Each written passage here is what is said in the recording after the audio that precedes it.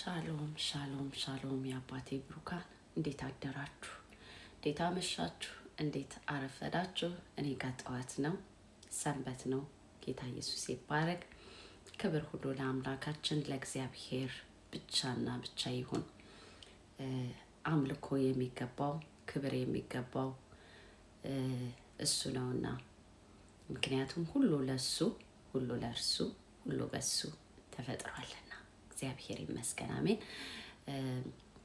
ሮሜ 12 ላይ እንዲህ የሚል ቃል አለ። ሰውነታችሁን ሕያውና ቅዱስ መስዋዕት አድርጋችሁ ለእግዚአብሔር እንደሚገባ አቅርቡ ይላል።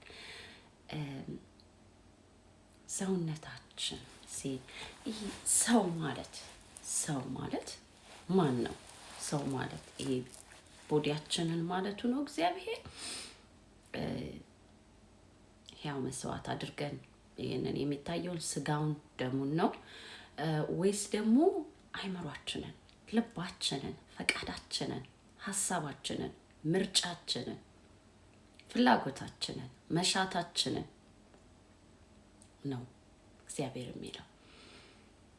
እኔ በሌሊት የቀሰቀሰኝ ቃል ነው ይሄ ቃል እና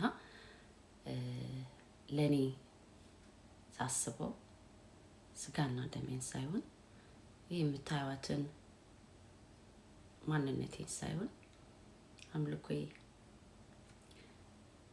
ሀሳቤ፣ አነጋገሬ፣ ፈቃዴ፣ ስጦታዬ፣ ምኞቴ፣ ድርጊቴ፣ አካሄዴ፣ መንገዴ ለእግዚአብሔር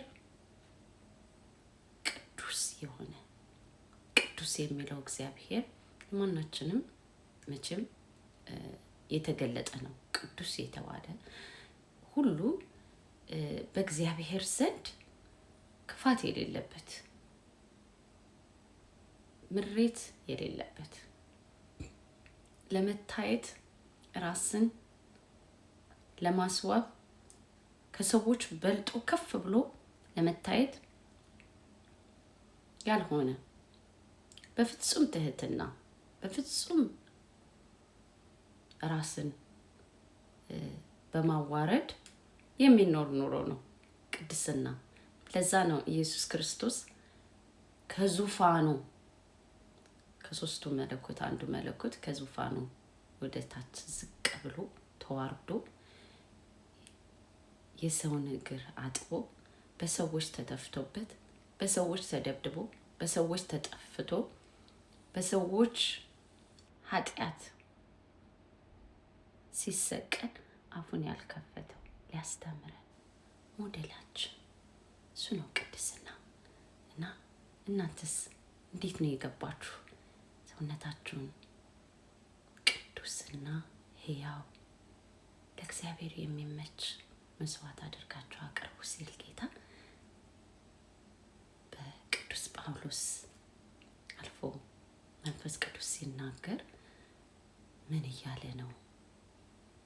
ለእናንተ ተወላችኋለሁ፣ ለእኔ ደግሞ የተረዳኝን ነግሬያችኋለሁ። ጌታ ኢየሱስ ስሙ ይባረክ። ማራናታ፣ የምንጠብቀው ጌታ በቅርብ ይመጣል። በአንዳች ነገር አትጨነቁ። አእምሮን የሚያልፍ የእግዚአብሔር ሰላም ሁለንተናችሁን ይቆጣጠር።